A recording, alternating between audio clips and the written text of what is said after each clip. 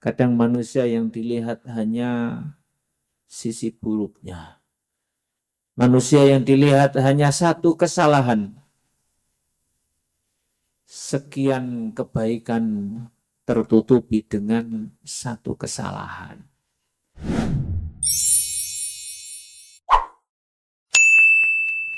Assalamualaikum warahmatullahi wabarakatuh. Alhamdulillah. Alhamdulillahilladzi hadana lihada wa ma kunna linahtadiya laula an hadana Allah. Asyhadu an la ilaha illallah wa asyhadu anna Muhammadan abduhu wa rasuluh. Allahumma salli ala Muhammad wa ala alihi wa sahbihi ajma'in. Amma ba'du. يا أيها الذين آمنوا اتقوا الله حق تقاته ولا تموتن إلا وأنتم مسلمون. يا أيها الناس اعبدوا ربكم الذي خلقكم من نفس واحدة وخلق منها زوجها وبث منهما رجالا كثيرا ونساء واتقوا الله الذي تساءلون به والأرحام إن الله كان عليكم رقيبا. فإن أصدق الحديث كتاب الله وخير الهدي هدي محمد صلى الله عليه وسلم وشر الأمور محدثاتها وكل محدثة بدعة وكل بدعة ضلالة وكل dolalatin finnar. Masyarul muslimin jamaah yang dirahmati Allah subhanahu wa ta'ala. Alhamdulillahi rabbil alamin. Kita awali bersyukur kepada Allah. Nikmat yang begitu banyak. Nikmatnya bermajlis ta'lim. Nikmatnya duduk di raudhah taman surga. Salawat dan salam tetap tercurah limpahkan kepada Nabi Muhammad sallallahu alaihi wasallam dengan menghidupkan sunnahnya maka akan dicintai oleh Rasulullah sallallahu alaihi wasallam. Bapak Ibu yang dirahmati Allah Subhanahu wa taala. Kali ini kita akan mengaji satu ayat dari surah Az-Zumar. Ayat yang ke-53. A'udzu billahi minasyaitonir rajim. Qul ya ibadiyalladzina asrafu ala anfusihim la taqnatu min rahmatillah innallaha yaghfiru dzunuba jami'an innahu huwal ghafurur rahim. Kul katakanlah, ya ibadiyalladzina asrafu ala anfusihim, sampaikan kepada hamba-hambaku yang melampaui batas, la taqnatu min rahmatillah, janganlah berputus asa dari rahmat Allah subhanahu wa ta'ala. Innallaha yaghfiru dzunuba jami'an. Sesungguhnya Allah mengampuni dosa-dosa semua. Innahu huwal ghafurur rahim. Sesungguhnya Allah Maha Ghafur, Maha Pengampun, lagi Maha Penyayang. Dalam surah Az-Zumar, ayat ini menunjukkan janganlah berputus asa dari rahmat Allah. Di dalam ayat ini yang dipanggil yakni adalah ibadi. Qul ya ibadi, wahai hamba-hambaku. Berarti kita ini dipanggil oleh Allah. Manusia dipanggil. Baik itu beriman, kafir, munafik, dipanggil oleh Allah. Wahai hambaku yang melampaui batas, yang banyak dosanya. Nah, ini. Jadi ayat ini memanggil kepada kita semua. Tidak hanya ditujukan kepada orang-orang yang beriman saja, tetapi semuanya dipanggil. Ya ibadi, wahai hamba-hambaku. Inilah panggilan sayangnya Allah kepada hambanya. Allah panggil kita dengan ibadi, hambaku. Hamba-hambaku yang melampaui batas, yang banyak dosanya, yang tidak mau memperbanyak amal ibadah, banyak maksiatnya, banyak lupanya kepada Allah. Sholatnya kadang bolong-bolong. Nah ini Ramadan pun juga begitu. Lah ini dipanggil oleh Allah, wahai hambaku yang asrafu, yang melampaui batas. Jadi melampaui batas, yang banyak dosanya, dipanggil oleh Allah. La taqnatu mir rahmatillah. Janganlah engkau berputus asa dari rahmatku. Ada harapan. Walaupun dosa kita itu banyak, walaupun seorang hamba itu hampir setiap hari melakukan perbuatan dosa, tetapi Allah masih memberikan harapan. La taqnatu, jangan berputus asa dari rahmat Allah. Innallaha yaghfiru dzunuba jami'a. Sungguh Allah akan menghapus dosa-dosamu semua. Tetapi ia harus bertobat. Tidak serta-merta terus langsung dapat ampunan dari Allah. Kalau kita tidak minta, ya bagaimana mau mendapatkan ampunan dari Allah? Padahal Allah pun juga sudah memberikan pintu. Ud'uni astajib lakum. Berdoa engkau kepadaku, maka akan aku kabulkan. Betapa banyak kisah-kisah orang-orang terdahulu, di mana Rasulullah pun juga sudah pernah bercerita. Orang yang sudah banyak membunuh, bahkan sampai 100 orang yang dia bunuh, tetapi dia tidak putus asa dengan rahmat Allah. Akhirnya dia mendapatkan ampunan dari Allah Subhanahu wa taala. Jadi ayat ini Az-Zumar ayat 53 memberikan harapan kepada kita. Selama kita mau benar-benar bertobat kepada Allah. Wasyari'un ila maghfirah. Segeralah minta ampun. Tetapi kalau tidak bersegera minta ampun, tidak bertobat kepada Allah, tidak memohon ampun kepada Allah, ya nanti penyesalannya yakni adalah ketika sudah berada di alam kubur. Kembalikan aku ke dunia. Aku ingin beriman. Nah inilah salah satu bentuk penyesalan. Jadi di ayat ini Allah memberikan harapan. Jami'an semua dosa-dosa akan diampuni oleh Allah Subhanahu wa taala selama kita itu benar-benar bertobat kepada Allah Subhanahu wa taala. Imam An-Nawawi beliau menulis dalam kitab Riyadhus Shalihin. Beliau mensyaratkan ada 4 syarat bertaubat. Yang pertama taubatan nasuha. Sehingga Allah berfirman dalam surah At-Tahrim, ya ayyuhalladzina amanu tubu ilallahi taubatan nasuha. bertaubatlah engkau dengan taubatan nasuha. Taubatnya dengan taubat yang sungguh-sungguh. Ini syarat yang pertama. Syarat yang pertama, kau harus benar-benar bertaubat kepada Allah. Bukan hanya taubat sambel.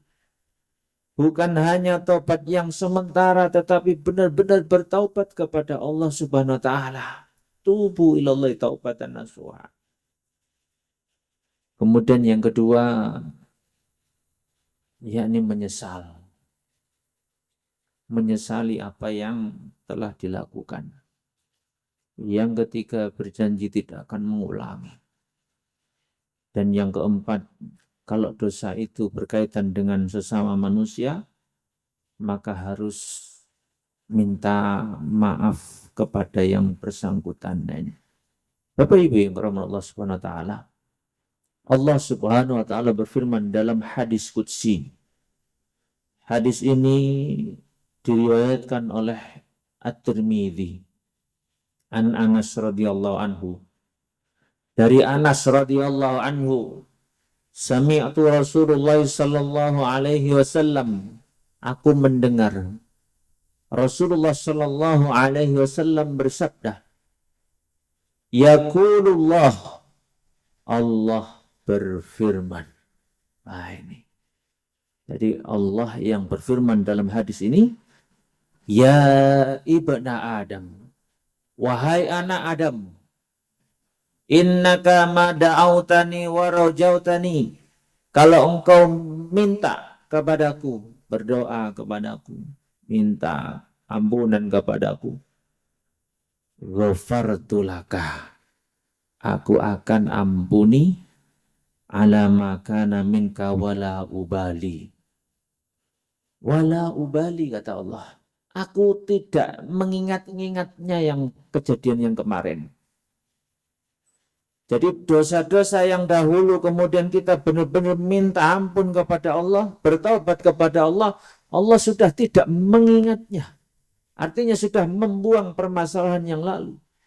Berbeda dengan manusia.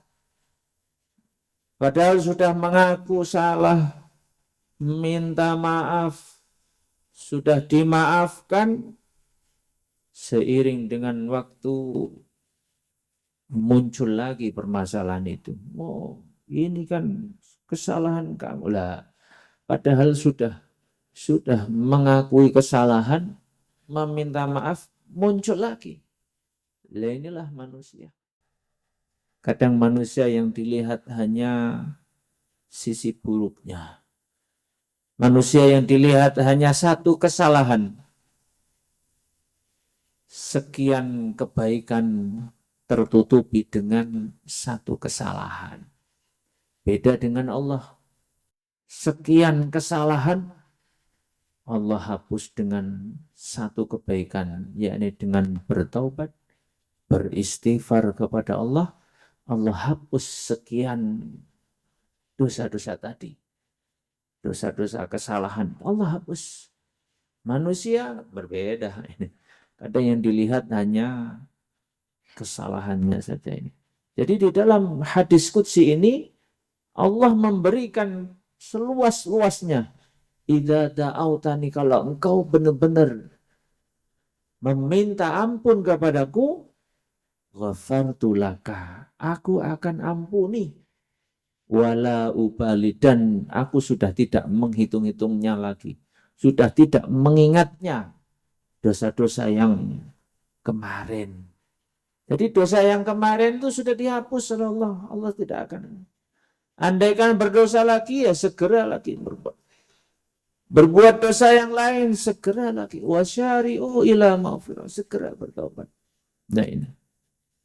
Ya ibna Adam, wahai anak Adam. Lau balaghat dhunubaka ana as-sama. Kalau engkau datang menghadap kepadaku dengan membawa dosa setinggi langit, tsummastaghfartani, kemudian kau beristighfar kepadaku, kau meminta ampun kepadaku, ghafartu laka, maka aku juga ampuni. Jadi Allah memberikan seluas-luasnya. Dosamu setinggi langit. Saya nggak tahu tinggilannya itu berapa kilometer itu. Kalau bulan kemarin yang sempat rame kan jarak bumi ke matahari 150 juta kilometer. Nah ini masih ke atasnya lagi. Oh, jadi kalau bawa segitu banyaknya dosa, kalau engkau benar-benar beristighfar, hanya satu kali istighfar. Bisa jadi yang dibaca itu adalah doa Sayyidul Istighfar, rajanya istighfar. Allahumma anta rabbi la ilaha illa anta khalaqtani wa ana abduka wa ana ala ahdika wa wa'dika mastata'tu abu'u laka bini'matika alayhi wa abu'u bi dhanbi faghfirli fa innahu la yaghfiru dzunuba illa anta. Hanya satu kali baca itu, karena itu adalah doa Sayyidul Istighfar. Kita baca di pagi hari satu kali, kita baca di sore hari satu kali. Dalam hadis, siapa yang membacanya satu kali di pagi hari, meninggal di siang harinya, masuk surga. Siapa yang baca di sore hari, meninggal di malam hari, masuk surga. Loh, jadi dosa yang setinggi langit saja Allah masih mau mengampuni. Wah ini. Ya ibna Adam, wahai anak Adam, innaka law ataini bi qurabil ardi. Kalau engkau datang kepadaku dengan membawa dosa sebesar bumi, thumma lakitani la tusyrik bihi syai'ah. Kemudian engkau datang kepadaku tanpa melakukan kesyirikan, la ataituka bi qurabiha maghfirah. Maka aku pun juga akan datang kepadamu bi qurab, dengan ampunan yang sebesar bumi. Berarti kalau sebesar bumi saja, dan bumi ini besar sekali, dosanya sebesar itu Allah masih mau ampuni. Selama tidak melakukan kesyirikan. Jadi syaratnya tidak melakukan kesyirikan. Bahkan ada yang mentafsirkan hadis qudsi ini, ada 3 syarat supaya dosa-dosa kita itu diampuni oleh Allah walaupun dosanya setinggi langit, walaupun dosanya sebesar bumi. Yang pertama, sebagaimana Allah berfirman dalam hadis qudsi tadi, da'autani, kau harus berdoa kepadaku. Itu syarat yang pertama. Harus minta. Harus minta. Minta kepada Allah. Iyyaka na'budu wa iyyaka nasta'in. Tempat kita meminta, tempat kita mengadu, ya hanya kepada Allah Subhanahu wa ta'ala. Ini yang pertama, harus minta. Yang kedua, summastaghfartani, dalam hadis qudsi tadi, kau harus beristighfar. Entah itu hanya baca astaghfirullah, ada yang membaca lengkap astaghfirullahaladzim, ada yang membaca sayyidul istighfar, rajanya istighfar. Kemudian yang ketiga, la tusyriku bihi syai'a, dan engkau tidak melakukan kesyirikan. Jadi selama berdoa, selama mau minta pada Allah, kemudian beristighfar, dan syarat yang ketiga yakni adalah tidak melakukan kesyirikan, Allah akan mengampuni dosa yang sebesar bumi, dosa yang setinggi langit, Allah akan ampuni. Nah ini, Rawahu At-Tirmidzi. Hadis ini diriwayatkan oleh Tirmidzi. Nah, jadi dalam hadis qudsi Allah sudah memberikan kelonggaran kepada kita. Jadi kalau kita tidak melakukan kesyirikan, tidak minta kecuali hanya kepada Allah, tidak beribadah kecuali hanya kepada Allah, tidak menduakan Allah, tidak meyakini oh ini hujan gara-gara si fulan, oh ini dapat rezeki gara-gara si fulan. Wah, ini berarti meyakini atau sudah melakukan kesyirikan. Nah, jadi ketika seseorang sudah tidak melakukan kesyirikan, maka masih ada harapan selama dia itu berdoa kepada Allah, beristighfar kepada Allah. Lantas bagaimana kalau sudah melakukan perbuatan kesyirikan? Padahal di dalam Al-Quran Allah berfirman, Innallaha la yaghfiru dzunub. Allah tidak akan mengampuni dosa syirik. Dan wa yaghfiru, dan Allah akan mengampuni dosa selain kesyirikan. Maka berdasarkan surah Az-Zumar ayat 53, La taqanatu mir rahmatillah, janganlah berputus asa dari rahmat Allah Subhanahu wa taala walaupun seorang hamba itu sudah pernah melakukan kesyirikan. Jadi kalau sudah melakukan kesyirikan, maka taubatnya harus dikencengkan lagi. Taubatnya harus sungguh-sungguh lagi. Sama kayak kisahnya seorang yang diceritakan oleh Rasulullah pernah membunuh 100 orang. Apakah ada ampunan? Ada. Masih ada harapan. Akhirnya dia berangkat. Jadi dia tidak putus asa mengharapkan ampunan dari Allah. Sahabat Rasulullah Ushairim bin Al-Hashal, beliau tidak putus asa mengharapkan ampunan dari Allah. Dia baru bersyahadat, meninggal dunia. Bilal bin Rabah, walaupun disiksa, tetapi dia tetap berusaha untuk mempertahankan keimanannya. Malah mendapatkan hadiah surga dari Allah Subhanahu wa taala. Asiyah binti Muzahim, istrinya Fir'aun, dipaksa untuk murtad. Tapi dia malah berdoa kepada Allah, Rabbibnili indaka baitan fil jannah. Bangunkan aku sebuah rumah di surga. Loh ini, padahal awalnya kufar. Pengikut Fir'aun banyak yang kufar. Tukang sihirnya ya kufar juga. Ketika Nabi Musa datang dengan membawa mukjizat, ularnya mengalahkan sihir-sihir. Kemudian dia memasukkan tangannya ke kantong, kemudian dikeluarkan tangannya mengeluarkan cahaya. Sekian banyak sihir itu langsung beriman kepada Allah, beriman dan ikut menjadi umatnya Nabi Musa alaihissalam. Walaupun disiksa oleh Fir'aun. Nah ini. Jadi tidak berputus asa mengharapkan ampunan dari Allah.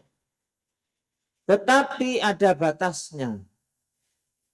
Di saat sudah nyawa, sudah sampai kerongkongan, artinya sudah sakratul maut. Kata Rasulullah, Allah masih mengampuni dosa kita, malam yughargir, selama nyawa kita itu belum sampai kepada kerongkongan. Artinya nyawanya sudah mau dicabut, baru bertobat. Nah ini Allah sudah tutup pintu taubatnya. Sebagaimana yang terjadi pada Fir'aun.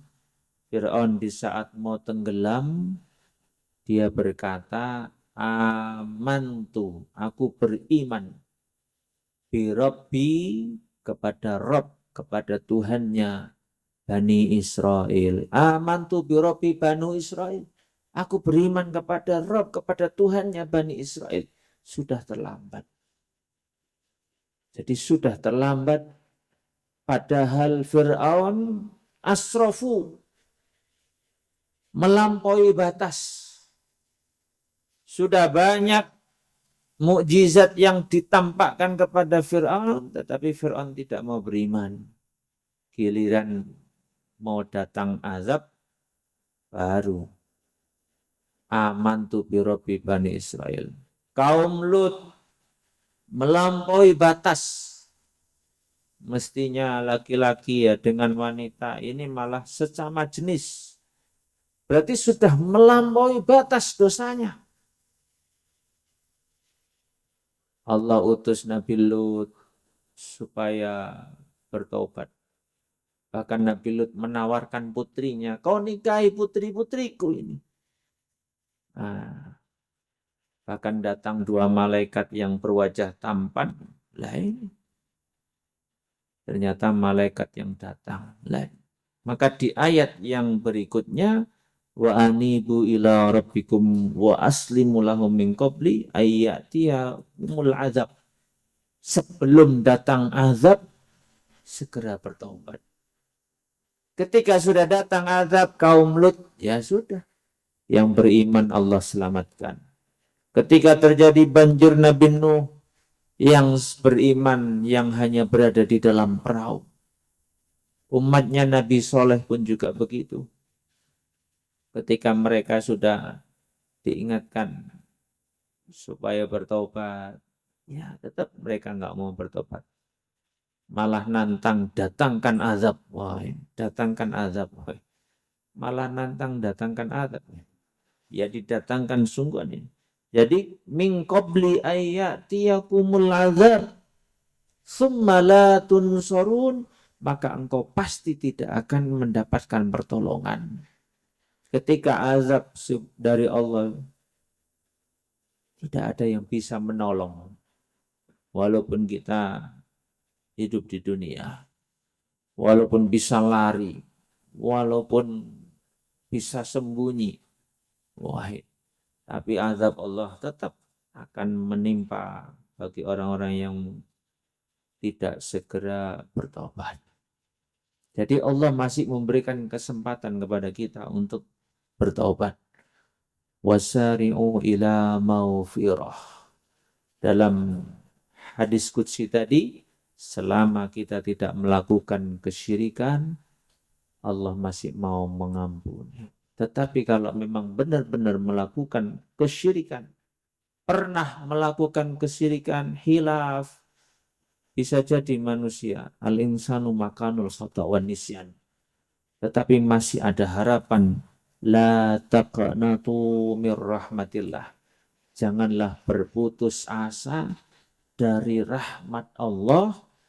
Innallaha yaghfiru dzunuba jami'a. Allah akan mengampuni semua jami'an, semua dosa-dosanya. Nah, jadi memang ayatnya benar. Allah tidak akan, innallaha la yaghfiru, Allah tidak akan mengampuni dosa syirik. Tetapi kalau memang benar-benar hamba ini berhadap kepada Allah, menghadap kepada Allah, meminta ampun kepada Allah, dan benar-benar taubatnya, menyesali, sebagaimana dalam kitab Riyadhus Shalihin yang ditulis oleh Imam An-Nawawi, menyesal dan berniat, berjanji tidak akan mengulangi, jami'an semua dosa-dosanya tadi dihapus oleh Allah Subhanahu wa taala.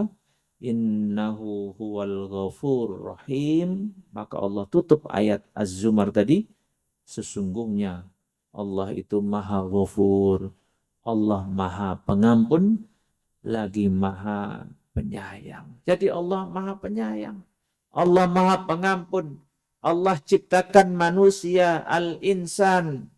Al-insan itu kan berasal dari kata nasya yansa, di mana artinya yakni adalah lupa. Nasya yansa, insan. Manusia ini tempatnya salah. Manusia ini tempatnya lupa. Al-insanu makanul khata' wan nisyan. Manusia memang tempatnya salah, tempatnya lupa. Maka di saat lupa, di saat melakukan kesalahan, segera Nabi Adam juga pernah melakukan kesalahan. Padahal sudah diberi rambu-rambu oleh Allah. La taqraba hadhihi syajarah. Kau jangan dekati satu pohon ini. Kalau pohon yang lain terserah. Mau makan buahnya, terserah. Cuma satu pohon ini yang dilarang oleh Allah. Fala taqraba hadhihi syajarah fatakuna minadh dhalimin. Maka engkau akan menjadi orang yang zalim. Lah, Adam lupa dengan rambu-rambunya Allah. Sehingga dia diberi resep oleh Allah. Rabbana zalamna anfusana wa illam taghfir lana wa tarhamna lanakunanna minal khasirin. Salah satu doa yang diajarkan oleh Allah kepada Nabi Adam. Rabbana zalamna, ya Rabb, aku sudah berbuat zalim. Jadi melanggar aturan Allah, ketika manusia itu melanggar aturan Allah, selama memang manusia itu benar-benar berdoa kepada Allah, meminta ampun kepada Allah, Allah masih mau mengampuni. Fatalaqa Adama bi rabbih kalimatin fataba alaihi. Nabi Adam diampuni dosanya hanya gara-gara berdoa Rabbana zalamna anfusana. Wah, ini Bapak Ibu jamaah yang dirahmati Allah Subhanahu wa taala, surah Az-Zumar ayat 53 sebagai kesimpulan memberikan kesempatan kepada kita seberapa banyak dosa yang kita lakukan. Ayo mari kita taubat. Kadang kita nggak sadar melakukan kesalahan. Kadang kita nggak sadar melakukan perbuatan-perbuatan dosa. Spontan kadang menghina seseorang. Spontanitas kadang kita mengejek teman. Spontanitas kadang kita melakukan perbuatan ghibah. Spontanitas kita melakukan perbuatan-perbuatan kesalahan. Maka Allah masih tetap wasari'u ila maghfirah, segera taubat, minta ampun kepada Allah selama nyawa kita masih ada, selama kesempatan masih ada. Tetapi kalau sudah masuk ke dalam alam kubur, nah, farji'na na'mal sholihan, kembalikan aku ke dunia. Dalam surah As-Sajdah, kembalikan aku ya Rabb ke dunia. Ini adalah salah satu bentuk penyesalan bagi orang-orang yang tidak mengindahkan perintah waktunya. Padahal Allah berfirman, wal asri innal insana lafi khusrin. Demi masa, demi waktu. Innal insan, sesungguhnya manusia, lafi khusrin, dalam keadaan rugi. Nah, mereka tidak gunakan waktunya dengan sebaik-baiknya. Illalladzina amanu wa amilus shalihat, kecuali orang yang beriman dan beramal soleh. Itulah orang yang tidak akan rugi. Mereka adalah orang yang bahagia, selamat di dunia, dan juga selamat di akhirat. Inilah yang dapat saya sampaikan. Kurang lebihnya mohon maaf. Subhanakallahumma wa bihamdika, asyhadu an la ilaha illa anta, astaghfiruka wa atubu ilaik. Assalamualaikum warahmatullahi wabarakatuh.